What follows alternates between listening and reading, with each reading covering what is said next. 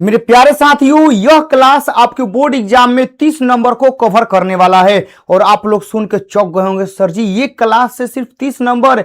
जी हाँ, क्योंकि इस क्लास में चैप्टर 1 से लेके चैप्टर 4 तक के सारे वीवीआई सवाल जो आपके एग्जाम में आने वाले हैं, हम आज आप लोगों को रिवाइज कराने वाले हैं।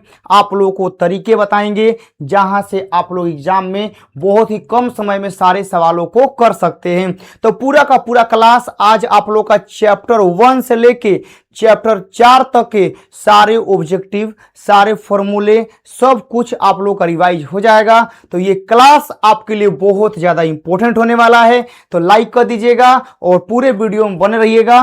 पूरा का पूरा यह क्लास आपके एक क्लास में 4 चैप्टर आज रिवाइज हो जाएगा। तो चलिए बाबू लोग, हम लोग यहां से स्टार्ट करते हैं। और आप लोगों का सबसे पहला सवाल है, देखिएगा कि यदि भाग एल्गोरिथम ए बराबर बी क्यू प्लस आर में ए बराबर 87, बी बराबर 29 और क्यू बराबर 3 हो तो आर का मान क्या होगा। सभी लोग को पता है कि यूक्लिड विभाजन एल्गोरिथम जो होता है वह ए बराबर बी क्यू प्लस का आर होता है, सभी लोग को पता है। तो ए का मान कितना है बउआ लोग, 87 है। चलिए बी का मान कितना है बउआ लोग, 29। अब यहाँ क्यू का मान कितना दिया गया है, 3, प्लस का हो गया आर। चलिए यहाँ पर हो गया 87, 29 दिया होता है 87, प्लस का हो गया आर। तो यहाँ से आर बराबर हो जाएगा 87 माइनस का 87, यानी आर बराबर हो जाएगा 0। यानी यहाँ से आर का मान 0 आएगा, जो कि पहला का राइट आंसर बी हो जाएगा। क्या आप लोगों से सवाल बनेगा? मुझे तो लग रहा है कि आप लोगों से बन जाना चाहिए। तो आप लोग ऐसे ही सीखते रहिए और एग्जाम में 100 में 100 लाते रहिए। यहाँ बोला गया है पाई क्या है, एक पूर्णांक संख्या, परिमेय संख्या, अपरिमेय संख्या, इनमें से कोई नहीं। तो बाबू लोग पाई एक अपरिमेय संख्या होता है, जो कि आप लोगों को पता है। अगला सवाल आता है कि निम्नलिखित में से कौन सह अभाज्य संख्याओं का युग्म है। याद रखिएगा, इस सह अभाज्य संख्या का मतलब होता है कि ऐसी संख्याओं का जोड़ा या ऐसे दो संख्याएं जिनका HCF 1 हो, या सिंपल भाषा में कहे तो ऐसन दो गो संख्या जो सिर्फ 1 से ही कटना चाहिए, ठीक है ना। तो मतलब ऐसी दो संख्या जो सिर्फ 1 से कटे उन्हें बोलते हैं सह अभाज्य संख्या। 14 और 35, देखिए 14 और 35 ये 7 से कट जाएगा, ठीक है ना। 7 से 14 भी कटेगा, 7 से 35 भी कटेगा, तो ये तो नहीं है। 18 और 25, 18 25 में ऐसा कोई नंबर नहीं जो इन दोनों को काट दे एक के अलावा। तो यहाँ पर यही राइट आंसर हो, क्योंकि यहाँ एक के अलावा कोई और काट ही नहीं सकता है। अब 17 और 51, देखिए 17 और 51 एक के अलावा 17 से कट जाएगा, 17 से 17 तो कट ही जाएगा, 17 से 51 भी कट जाएगा, इसीलिए ये भी नहीं होगा। अब समझिए 32 है और यहाँ क्या है, 62 है। तो 32 और 62 2 से कट जाएगा, कट जाएगा ना, 2 से 32 भी कटेगा, 2 से 62 भी हम लोगों का कट जाएगा। तो बस हमको बस ये मतलब रखना है ना कि सह अभाज्य का मतलब होता है कि उनका HCF 1 हो, या ऐसे बोल सकते हैं कि वो संख्या सिर्फ और सिर्फ 1 से कटनी चाहिए। तो 1 से कटने वाला एक ही नंबर है, जो कि 18 25 है। अगला आता है कि √2 प्लस √3 का होल स्क्वायर। बहुत ही आसान सवाल है। सबसे पहले आप लोगों को यहाँ पर लिखना है a प्लस बी का होल स्क्वायर। तो क्या होता है सभी लोग बताइए, a स्क्वायर प्लस का b स्क्वायर प्लस का 2ab, यही होता है। चलिए यहाँ पर आप लोग रखिए, यहाँ पर हो गया √2 का स्क्वायर प्लस यहाँ पर हो गया √3 का होल स्क्वायर प्लस 2 गुना √2, हाँ गुना हो गया √3। √2 का स्क्वायर हो गया 2, √3 का स्क्वायर हो गया 3, यहाँ हो गया 2√6। इसको जोड़ देंगे तब 5 प्लस 2√6 हो जाएगा, यानी ऑप्शन नंबर जो होगा वह C नंबर हो जाएगा। नेक्स्ट अगला सवाल आता है कि दो संख्याओं का लस तथा मस 221 तथा 4 है। यदि पहली संख्या 17 है तो दूसरी संख्या क्या होगी। देखिए लस और मस, तो आप लोग के लिए हम यहाँ लिखते हैं, जो हम लोग का LCM है वह 200 कितना है, 21 है। जो हम यहाँ बात करें HCF, तो HCF है हम लोग का 4। पहली संख्या एक कितना है, 17। हम लोग को बताना है कि दूसरी संख्या कितना होगा। यहाँ फॉर्मूला आता है, देखिएगा HCF गुना LCM बराबर ए गुना बी होता है।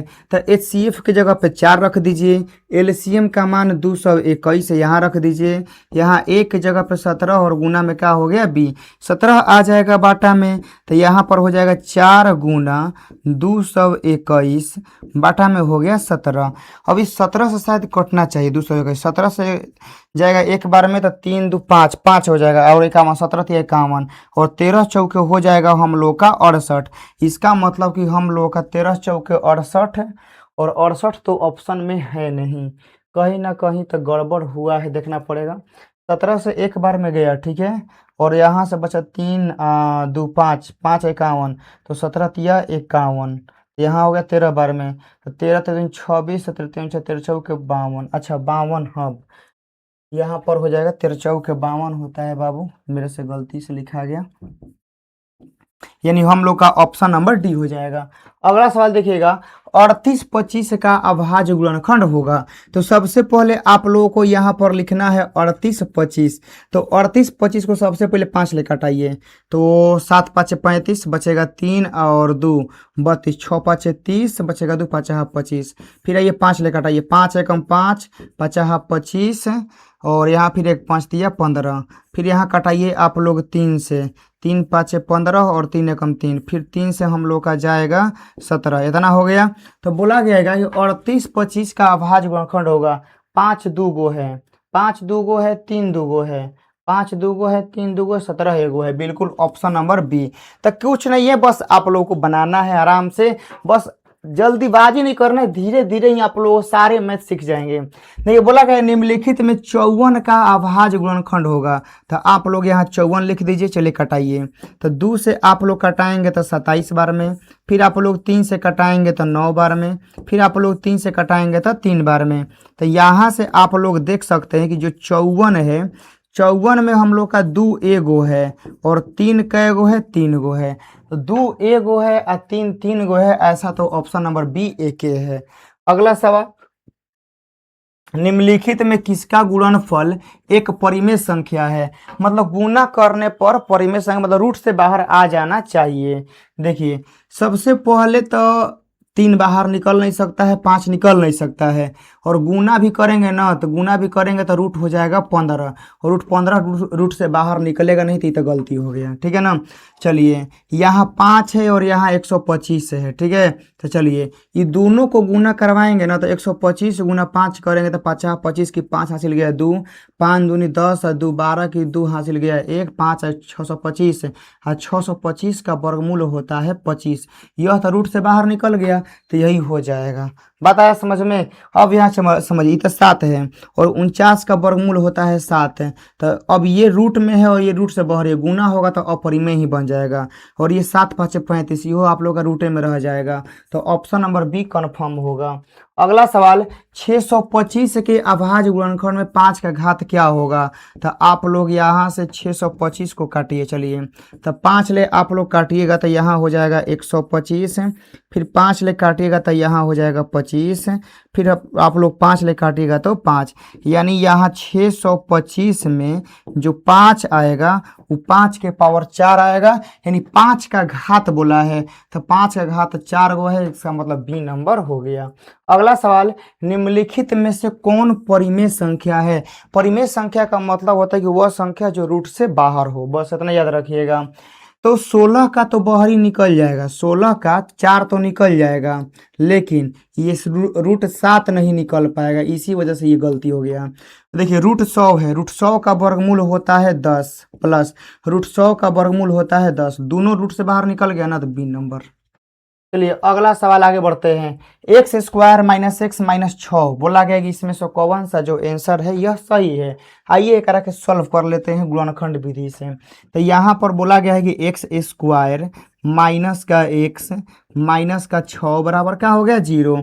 तो अब यहाँ समझिए एक्स स्क्वायर, यहाँ पर हम लिख सकते हैं माइनस का 3x और प्लस का 2x और माइनस का 6 बराबर 0। यहाँ तक कोई दिक्कत नहीं है।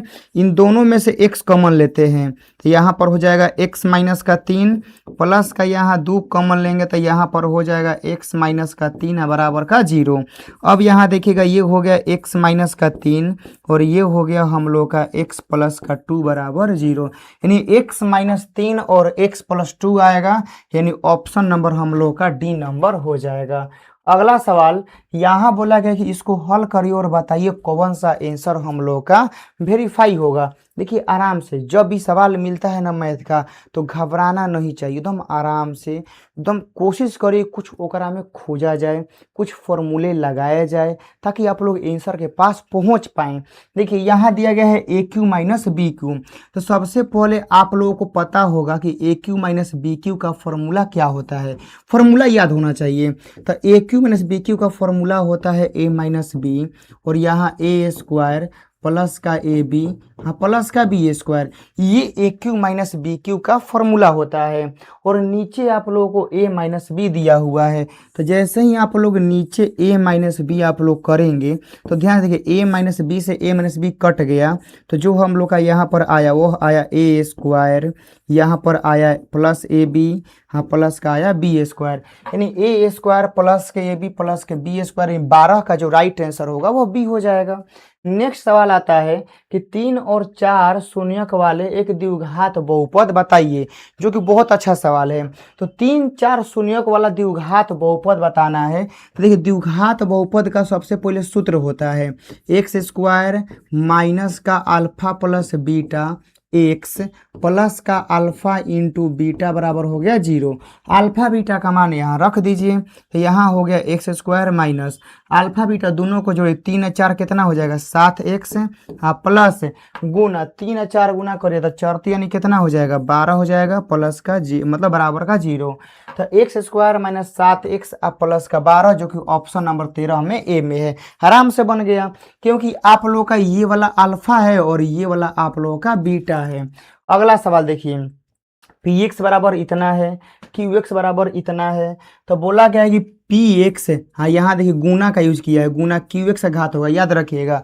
गुना में जब घात बोलेगा ना तो जोड़ देना है, याद रखना है कि गुना में क्या करना है घात को जोड़ देना है और भागा में घात को घटा देना है। तो यहाँ पर गुना है तो गुना में घात को जोड़े चलिए, यहाँ पर पावर में कितना है 3 है और यहाँ पावर में कितना है 1 है, इस 3 और इस 1 को जोड़िए तो 3 1 कितना हो जाएगा 4। तो गुना में पावर को क्या करना जाता है जोड़ जाता है। यहीं पर यदि भागा रहता ना भागा तो पावर घटा देते, जैसे 3 में से 1 घटाते ना तो 2 आंसर हो जाता। चलिए अगला सवाल, यहाँ बोला गया है A plus B plus C बराबर 0 है, तो A cube B cube plus C cube का मान क्या होगा। याद रखिए जब A plus B plus C का मान 0 होता है तो A cube plus B cube plus C cube का जो मान होगा यह ऑलवेज जो होता है वह 3abc होगा 100%। अगला सवाल आता है कि 2x square minus x minus 6 के शून्यक हैं। इसको बनाने के बहुत सारे तरीके हैं, लेकिन 2 तरीके बहुत ज़्यादा फेमस हैं। 2 तरीके वो कौन से हैं कि या तो इनको हल कर लीजिए, ठीक है ना, गुणनखंड विधि से, या तो ऑप्शन को ही रख के सेटिस्फाई करवा लीजिए, आप लोगों को जो आसान लगे। ऑप्शन कहने का मतलब है ना कि -3/2 एक्स के जगह पर रखिए, यदि 0 बन गया तो वह आंसर है। पता है समझ में। तो 2 तरीके हैं, या तो इसको गुणनखंड करिए नहीं तो ऑप्शन को पुट करिए, दोनों आप लोग का मतलब सही होता है।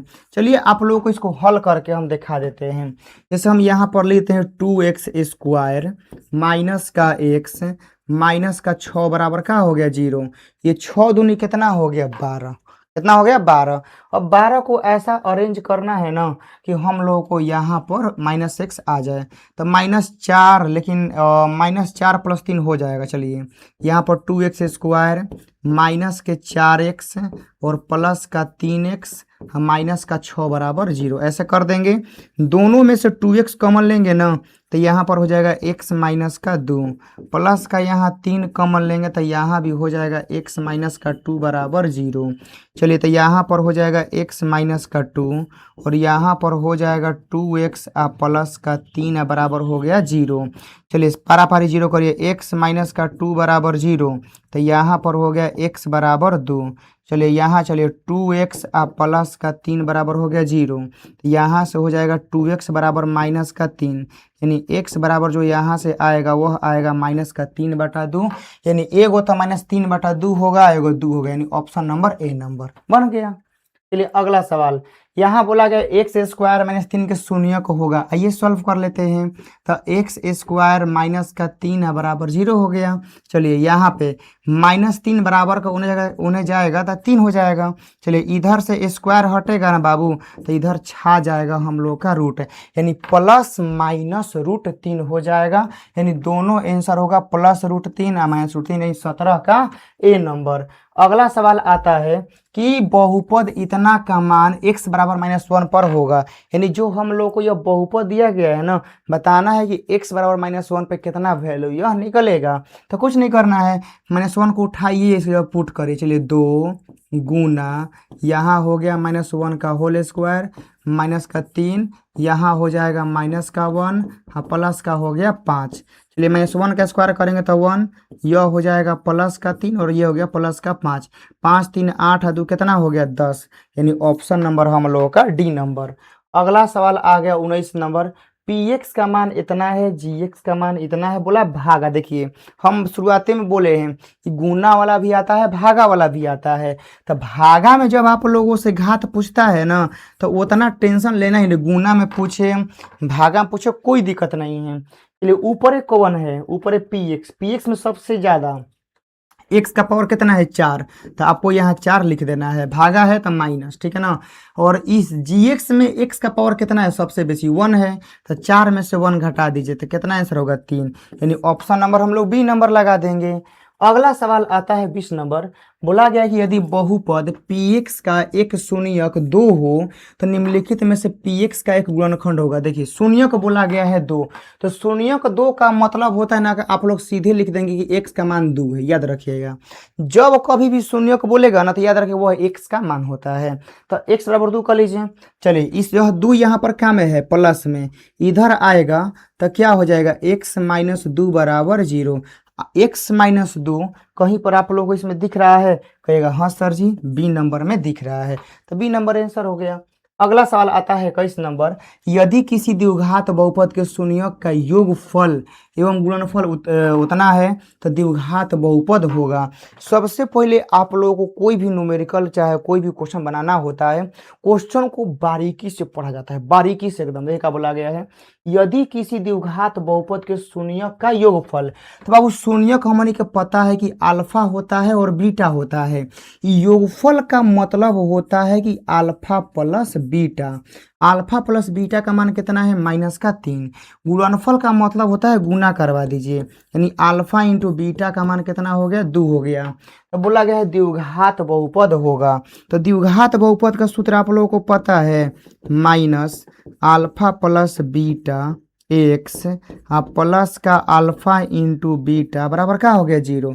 चलिए सब का मान यहाँ पर रखिए, x square minus alpha plus beta का मान कितना है -3 और यहाँ हो गया x, अल्फा इंटू बीटा का मान हो गया 2 बराबर 0। चलिए यहाँ पर करेंगे तो माइनस और माइनस कितना हो जाता है प्लस का 3x प्लस का 2 बराबर 0, यानी x स्क्वायर प्लस के 3x प्लस के 2, यानी हम लोग का 21 का ए नंबर। अगला देखिए बोला गया रैखिक समीकरण युग में इतना बराबर 0 तथा इतना बराबर 0 का हल है, मतलब अद्वितीय अनंत कोई हल नहीं या इनमें से कोई नहीं। जब भी किसी समीकरण का हल पूछा जाता है ना, याद रखिएगा, तो आप लोगों को उस केस में क्या करना होता है, a1/a2 निकालिए, आप लोग b1/b2 निकालिए और आप लोग c1/c2 निकालिए। याद रखिएगा जब कभी भी पूछेगा एक हल है, अनेक हल है, अद्वितीय हल है, एनीथिंग हल के बारे में जो भी चीज पूछे, ठीक है ना, तो आप लोगों को यही a1/a2 b1/b2 निकाला जाता है। तो आइए सबसे पहले हम लोग निकालते हैं a1/a2, आखिर यह कितना है, तो a1 का मान 2 है और a2 का मान कितना है 4 है, तो यहाँ से 2/4 कर लेंगे, तो 2 से 4 गया 2 बार में, यानी यहाँ पर हो गया 1/2। अब आइए यहाँ पर b1 बाटा में क्या करना है, b2। तो b1 का मान 3 है और b2 का मान 6 है, तो यहाँ से 3/6 कर लेंगे, तो 3 दूनी 6, यानी हो गया 1/2। अब आइए यहाँ पर c1 बाटा में c2 करना है, तो c1 का मान कितना है -1 और c2 का मान कितना है -4। तो -1 बाटा में -4 खत्म हो गया, यानी 1/4। तो आप लोग देख सकते हैं कि ये दोनों बराबर है और ये अलग है, यानी a1 बाटा में a2 बराबर b1 बाटा में b2 बराबर है, और ये जो c1 बाटा में c2 है ना, ये अलग है। और ये केस होता है समांतर का। किसका होता है, समांतर का। और समांतर के केस में कोई हल नहीं होता है, यानी सी नंबर। अगला सवाल आता है कि रैखिक समीकरण युग में आप लोगों को कितना दिया है, अनंत हल। देखिए क्या बोला गया है, अनंत हल होंगे।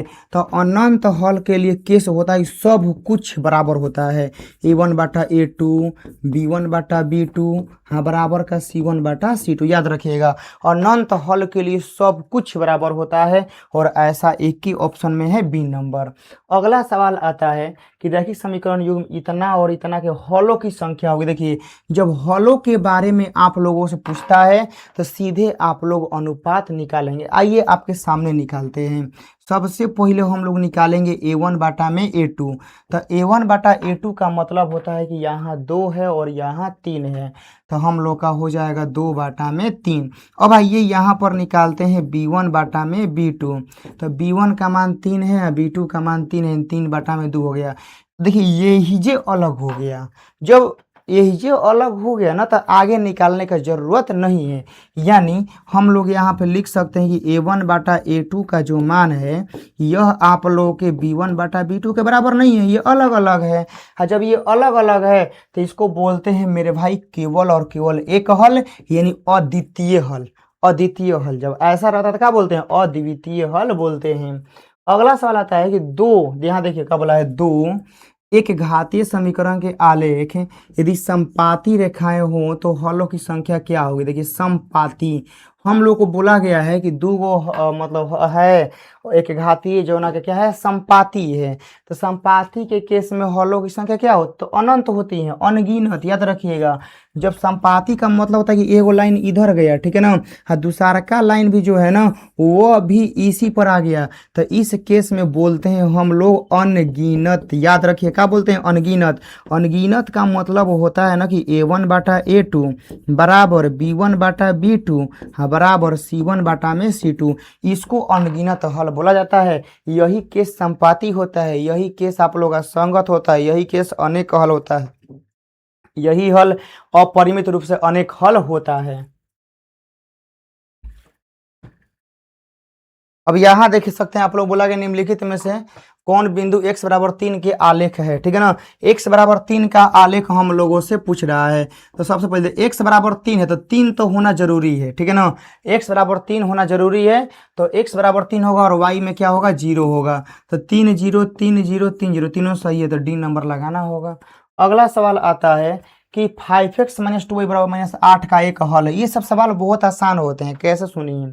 आप ऑप्शन को ही रखिए करम। चलिए यहाँ x बराबर 2 बोला है ना, 2 रखिए यहाँ पर। तो यहाँ 2 जैसे ही रखेंगे तो 5 दूनी कितना हो जाएगा, 10 माइनस ये कितना हो गया 2y बराबर इधर कितना हो गया -8। तो एकरा के इधर है, एकरा के है ना, तो -2y उधर जाएगा ना तो हो जाएगा 2y, और ये -8 एने आएगा ना तो यहाँ हो जाएगा 10 प्लस का 8 है, तो 2y बराबर हो जाएगा 18। तो 2 से 18 गया 9 बार में, तो y बराबर कितना आ गया 9। यानी हम लोग का x बराबर 2 रखेंगे तो 9 आएगा, लेकिन यहाँ तो 5 बोला है, गलती है। ठीक है ना, तो ये सब आप लोगों को देखना पड़ता है, बस रखना जाता है कि कौना में आ रहा है, जिसमें आएगा वही आप लोगों का आंसर माना जाएगा। आइए 1 रखते हैं, यहाँ 1 रखेंगे तो 1 गुना 5 कितना हो जाएगा, 5 माइनस का 2y बराबर माइनस का 8 हो गया। ये इधर आएगा तो 5 प्लस 8 बराबर हो जाएगा 2y, यानी 2y बराबर हो जाएगा 13, यानी y बराबर हो जाएगा हम लोग का 13 बाटा में 2। यो गलती हो गया, चलिए यो गलती हो गया। x बराबर -2 यहाँ रखिए, -2 रखेंगे तो कितना हो जाएगा, माइनस का 10, फिर माइनस का 2y हाँ बराबर हो गया माइनस का 8। एक इधर लाइए तो माइनस का 10 और प्लस का 8 बराबर कितना हो गया 2y। तो 2y बराबर हो जाएगा माइनस का 2, कट गया एक बार में, तो y बराबर हो गया माइनस का 1। यानी बिल्कुल ये वाला सही है, -2 रखने पर -1 आ गया, सी नंबर हो गया। ये ऐसे ही तो चेक किया जाता है। और आप लोगों का एग्जाम में 30 नंबर आने से कोई नहीं रोकेगा। x बराबर 9 का आलेख एक सरल रेखा है जो किसके समांतर होगा। x बराबर 9 का मतलब आप लोग देखिए ना, ये जैसे ये हो गया ना, कहेगा हाँ भैया ये हो गया, ये x हो गया, ये x डैश हो गया, ये y हो गया और ये y डैश हो गया। s बराबर 9 का मतलब कहीं ना कहीं ये नहीं आएगा, तो ये y अक्ष के समांतर होता है, यानी आप लोग भी नंबर लगा दीजिए, हो गया। कितना अच्छा सवाल है। युग्म समीकरण इतना का हल बोला है, देखिए जब भी हल पता करने के बोले अनुपात निकालिए, सीधे अनुपात। यानी आप लोग यहाँ से a1/a2 चेक करिए, तो a1 का मान यहाँ 1 है और यहाँ कितना है 3 है, तो 1 में कितना हो गया 3। तो आप लोग यहाँ से b1/b2 निकालिए, b1 का मान 2 है और b2 का मान 6 है, तो 2 में कितना हो गया 6, 2 से 6 हो गया 3 बार में, यानी 1/3 हो गया। और आप लोग यहाँ से c1/c2 निकाल लेंगे, c1 का मान 3 है, c2 का मान कितना है 9 है, तो 3 से 9 हो गया 3 बार में, यानी कितना हो गया 1/3। आई हो दादा, ये तीनों का तीनों तो बराबर हो गया। हाँ तीनों का तीनों बराबर होता है तो ये होता है अनेक हल, यानी सी नंबर। अगला सवाल आता है कि 3x बराबर 12 का आलेख कैसी सरल रेखाएं होंगी। तो कुछ नहीं करना है, इनको आप लोग उठाना है। यहाँ लिखिए तो 3x प्लस का 12 बराबर हो गया 0। चलिए 3x हो गया प्लस 12 है ना, उधर जाएगा तो हो जाएगा माइनस का 12, 3 चौके 12, यानी x बराबर कितना हो गया -4। x बराबर -4 का मतलब होता है, देखिएगा यहाँ पर, ठीक है ना, जैसे ये x हो गया, ये x डैश हो गया, ये y हो गया और ये y डैश हो गया। x बराबर -4 का मतलब होता है कि इधर ये वाला क्या होगा, इधर आएगा, तो ये y अक्ष के समांतर ही होगा, ठीक है ना, बी नंबर। इस तक हो गया। अगला देखिए कितने हल होंगे, क्या अब आप लोग बता देंगे कितने हल होंगे। कुछ नहीं करना है, अनुपात निकालिए पता चल जाएगा, a1/a2, b1/b2, c1/c2 निकालिए पता चल जाएगा। तो आइए हम लोग यहाँ से निकालते हैं, a1 हम लोग a2 निकालते हैं, तो a1 का मान 1 है और a2 का मान 3 है, तो हो गया। चलिए यहाँ पर आइए b1/b2 का मान, b1 का मान -3, b2 का मान -9, खत्म हो गया, तितरी के 9, यानी हो गया 1/3। अब यहाँ आइए c1/c2, c1 का मान -3 हो गया, c2 का मान हो गया -2, खत्म हो गया, यानी ये हो गया 3/2। हई दोनों बराबर है, हई अलग है, यानी ऐसा केस है, a1/a2, b1/b2 not equal to c1/c2, यह ऐसा केस है। और ऐसा केस होता है समांतर का, हाँ समांतर केस में कोई हल नहीं होता है, बी नंबर। अगला सवाल, द्विघात समीकरण इतना कि मूलों की प्रकृति बताना है। तो मूलों की प्रकृति बताना ना, जैसे देखिए उसमें हलों की संख्या चेक करना है, तो अनुपात निकालिए। अब एक मूलों की प्रकृति निकालना है ना, तो आप लोग डी निकालिए। लेकिन देखिए सबसे पहले आप लोग सिखाते हैं एक के सवाल में, एक्स स्क्वायर के जो गुना में रहता है ना वह ए होता है, तो ए का मान कितना है 1। चलिए अब आप ए बी आ जाइए, तो x के गुना में कितना 4 है, तो बी का मान हो गया 4। अब आइए सी का मान कितना है 5, तो 5 हो गया ना। सबसे पहले आप लोग डी निकालिए, तो डी का फॉर्मूला होता है b² - का 4ac, तो बी का मान कितना है 4, तो 4 का होल स्क्वायर -4, ए का वैल्यू 1, सी का वैल्यू 5। चलिए 4 का स्क्वायर हो गया 16, 5 चौके हो गया 20, 16 में से 20 जाएगा तो कितना हो जाएगा -4। डी का मान आ गया -4, इसका मतलब डी का मान जो है वो 0 से कम है। तो 0 से कम है तो इसका मतलब कि वास्तविक मूल्य नहीं है, याद रखिएगा। कोई भी डी का मान जो होता है ना वो 0 से डिसाइड होता है, 0 से ज़्यादा है तो वास्तविक, या 0 भी है तो वास्तविक कहलाएगा, 0 से कम हुआ तो वास्तविक नहीं कहलाता है। अगला सवाल, द्विघात समीकरण इतना के विवेचक होगा। तो वही बात है, आप लोग यहाँ से ए का मान लिखिए, पहले ए का मान 9 है, बी का मान कितना है 7 है और सी का मान कितना है -2 है। सबसे पहले आप लोग डी निकालिए, तो डी का फॉर्मूला होता है b² - का 4ac, तो बी का मान कितना है 7, तो 7 का होल स्क्वायर 4, ए का वैल्यू 9 और सी का वैल्यू -2। 7 का स्क्वायर हो गया 49, 9 चौके 36 है, 36 दूनी 72, माइनस माइनस हो गया प्लस, यानी हो जाएगा 9 2 11, 7 चलेगा यानी 121। डी का मान आएगा 121, जो कि ऑप्शन नंबर डी में दिया हुआ है। अगला सवाल, निम्नलिखित में से कौन द्विघात समीकरण है? तो द्विघात समीकरण का मतलब यह होता है कि x का पावर 2 होना चाहिए। चलिए आइए देखते हैं। एक में x का पावर 1 है और सही गलती है, ठीक है ना। अब एक देखिए x का गुना x में होगा तो x स्क्वायर हो जाएगा, लेकिन एगो ऑलरेडी x स्क्वायर n है, ठीक है, काट देगा। पता है, समझ में तो सही नहीं होगा। हाँ, ये हो जाएगा, ये एक्स स्क्वायर बन जाएगा सी नंबर। ये काहे नहीं होगा? ऑलरेडी एगो बाटा में एक्स है और इधर एक्स स्क्वायर है, इसीलिए ये नहीं होगा, ठीक है ना। इसको हल करिएगा ना तो ये क्यूब मतलब क्यूबिक का रूप ले लेगा। आप लोग यहाँ पर क्या करेंगे, बाटा में एक लेके हाँ लघुत्तम लेके हल करिएगा ना तो ये आपका क्यूबिक का रूप ले लेगा, मतलब घन आ जाएगा, मतलब त्रिघात समीकरण हो जाएगा, तो सी नंबर हो जाएगा। अगला, निम्नलिखित में से कौन रैखिक समीकरण? रैखिक का मतलब होता है x का पावर 1 होना चाहिए। आइए चेक करते हैं। यहाँ x का पावर 1 है, 1 है तो लगा नहीं देना है। यहाँ x का पावर 1 और यहाँ भी x का पावर 1 है, दोनों सेम टू सेम है, तो बराबर के ना बराबर के कट जाता है, तो एक से गायब हो गया, राजा ही गायब हो गया। इसीलिए ये वाला आंसर जो होगा वह तो नहीं होगा, ये वाला तो गलती है, ठीक है। अब आइए यहाँ पर, हाँ यहाँ पर तो सबसे सिचुएशन को देखते हुए लग रहा है कि यही वाला हो जाएगा, ठीक है ना।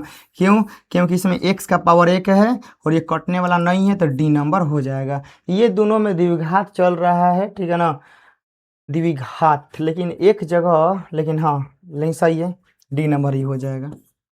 चलिए अगला सवाल, बोला गया है कि निम्नलिखित में से कौन इसका एक मूल है। चलिए यहाँ पर हो जाएगा 3x स्क्वायर माइनस का 3 बराबर हो गया 0। एक उधर भेज दे, 3x स्क्वायर बराबर हो गया 3, 3 से 3 कट गया तो x स्क्वायर बराबर आ गया 1 है, यानी x बराबर हो जाएगा +-1। यानी हम लोग को बोला गया का एक मूल है, तो x का मान तो +1 भी होगा -1 भी होगा, लेकिन -1 है तो लगाना पड़ेगा सी नंबर। अगला सवाल, बोला गया है इतना के मूलों की प्रकृति क्या होगी। तो आइए सबसे पहले हम यहाँ पर लिखते हैं 4x स्क्वायर प्लस के 4x और प्लस के 1 बराबर हो गया 0। सबसे पहले यहाँ देखिए a का मान हो गया 4, b का मान हो गया 4 और c बराबर हो गया 1। सबसे पहले आप लोग d निकालिए। d बराबर होता है फॉर्मूला b स्क्वायर माइनस का 4ac, तो b का मान 4 यानी 4 का होल स्क्वायर -4, a का वैल्यू 4 और c का वैल्यू 1, यानी 4 का स्क्वायर 16 और माइनस का 16, तो कितना आ गया 0। d का मान 0, d का मान 0 का मतलब कि मूल तो वास्तविक तो मिलेगा लेकिन समान मिलेगा, बी नंबर है कि d का मान 0 का मतलब यही होता है। अगला सवाल बोला गया है कि इस समीकरण के विविक्तर क्या होगा। विविक्तर का मतलब होता है वही, आप लोग डी निकालिए सीधे, ठीक है ना। तो आइए आप लोगों के सामने डी पहले ए का मान लिखते हैं, तो ए का मान कितना है 2 है। आप लोग बी का मान लिखिए -4 है और सी का मान लिखिए +3 है। सबसे पहले आप लोग डी निकालिए। डी का फॉर्मूला बी स्क्वायर माइनस का 4ac, बी का वैल्यू कितना है -4, तो -4 का होल स्क्वायर माइनस का 4, ए का वैल्यू 2 और सी का वैल्यू 3, 4 का स्क्वायर हो गया 16 और 4 दूनी 8 और 8 लिखे 24, 16 में 24 आएगा तो -8 आएगा, यानी ऑप्शन नंबर बी। अगला सवाल, इतना का विविक्तर होगा। डी का फॉर्मूला होता है बी स्क्वायर माइनस का 4ac होता है, ये सभी लोगों को पता है कि डी का फॉर्मूला बी स्क्वायर -4ac होता है। तो बी का वैल्यू कितना है p, तो आप लोग p का स्क्वायर कर दीजिए -4, ए का वैल्यू कितना है 1, तो आप लोग गुना में 1, फिर सी का वैल्यू कितना है क्यू कर दीजिए, यानी आप लोग का यहाँ पर p स्क्वायर हाँ -4q हो जाएगा, यानी ऑप्शन नंबर हो जाएगा 39 का ए। अगला 40 देखिए सवाल के बहुत लाजवाब सवाल है और ये एग्जाम में आता है, ठीक है ना। तो हम लोगों से देखिए यहाँ पर जब भी द्विघात समीकरण दें, यहाँ पर 1/α स्क्वायर मतलब ETC का मान पूछते रहता है, तो कुछ करना नहीं है। सबसे पहले आप लोग करना क्या है ना कि अल्फा प्लस बीटा का मान निकाल लेना है। फॉर्मूला होता है -b/a, तो माइनस हो गया। b का मान कितना है 8 है और a का मान 3 है, यानी -8 बटा में कितना हो जाएगा 3। अब आप लोग यहाँ पे निकालेंगे अल्फा इंटू बीटा, यानी सी बाटा में ए होता है। सी का वैल्यू है 2 और ए का है 3, 2/3 हो गया। हम लोगों से पूछा गया है 1/α 1/बीटा, तो आप लोग यहाँ से लघुत्तम ले लेंगे अल्फा इंटू बीटा, तो यहाँ हो जाएगा बीटा और यहाँ हो जाएगा अल्फा। चलिए, अल्फा प्लस बीटा का मान कितना है, -8/3, और अल्फा इंटू बीटा का मान हो जाएगा 2/3, तो 3 से 3 खत्म हो गया, यानी -8/2, 2 से 8 गया मतलब इतना बार में, यानी यहाँ पर आ गया -4, यानी हम लोग का 40 का सी नंबर। अगला सवाल आता है कि द्विघात समीकरण का मूल, यानी इसको मान लीजिए अल्फा, इसको मान लीजिए बीटा, इतना है, तो समीकरण क्या होगा। तो द्विघात समीकरण का समीकरण आप लोगों को नहीं याद है, x² minus alpha plus beta x, हाँ, प्लस का अल्फा इंटू बीटा। चलिए, x² माइनस अल्फा बीटा दोनों को जोड़िए, 5 में से 2 जाएगा तो 3, यानी आप लोग यहाँ 3x हो जाएगा, गुना कर दिए तो -10 बराबर 0, x² माइनस का 3x माइनस का 10 बराबर 0, यानी 41 का बी नंबर। यह समीकरण का एक मूल 2 है, तो ए का मान कितना होगा, कुछ नहीं करना है, इस 2 को यहाँ उठा कर रखे। चलिए, 2 गुना 2 का होल स्क्वायर प्लस ए गुना 2 प्लस का 6 बराबर, मतलब जहाँ बोलेगा ना मूल, इसको उठा के इसी में रख देना है। तो 2 का स्क्वायर 4 और 4 दूनी 8, प्लस का हो जाएगा 2a प्लस का हो गया 6 बराबर 0, 8 6 हो गया 14 प्लस का 2a बराबर 0, यानी हो जाएगा 2a बराबर माइनस का 14, यानी 2 से जाएगा तो 7 बार में, यानी a बराबर जो आएगा वह आएगा -7, यानी हम लोग का 42 का बी नंबर हो जाएगा। तो आज के क्लास में आप लोगों को चैप्टर 1 से लेके चैप्टर 4 तक के सारे फॉर्मूले, सारे कॉन्सेप्ट आप लोगों को रिवाइज हो गए होंगे। तो आप लोग कमेंट बॉक्स में कमेंट जरूर करिएगा, लाइक करिएगा, शेयर करिएगा, इस क्लास को हर जगह स्टेटस पे लगाइए, ठीक है ना, कि मेरे भैया का क्लास चल रहा है, आप लोग आइए, जुड़िए, ठीक है ना, और हम सब मिल के बिहार बोर्ड में टॉपर्स बनने का संकल्प लेते हैं और टॉपर्स बनते हैं। तो आप लोग कमेंट जरूर करेंगे, शेयर जरूर करिएगा, और आपके एक कमेंट का हम जरूर इंतजार करेंगे। जय हिंद।